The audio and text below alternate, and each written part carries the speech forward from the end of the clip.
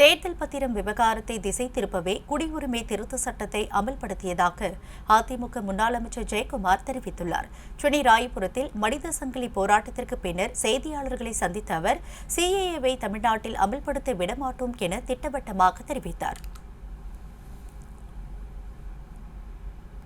இப்ப பிஜேபி என்ன இப்ப தேர்தல் பத்திரங்கள் பெரிய அளவுக்கு நாட்டுல பெரிய பிரச்சனை.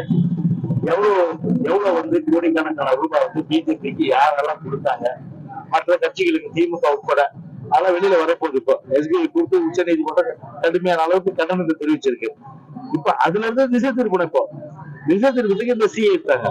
ஆனா எங்களுடைய நிலைப்பாடுன்றது எங்களுடைய பூர்வீக குடிமக்களாக இருக்கின்ற இஸ்லாமியர்கள் அவர்களுக்கு முழுமையான பாதுகாப்பு அனைத்து அண்ணா திராவிட முன்னேற்ற கழகம் என்றைக்கும் வழங்கி கொண்டிருக்கிறது.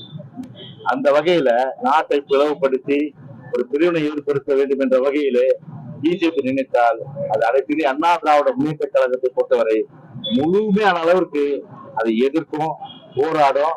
இஸ்லாமிய மக்களுக்கு, சிறுபான்மை மக்களுக்கு என்றும் முற்றுதுணையாக அனைத்து அண்ணா திராவிட முன்னேற்ற கழகம் இருக்கும். சிஏ சரி, அதே போன்று என்ஆர்சி சரி தமிழ்நாட்டில் அமல்படுத்த விட மாட்டோம்.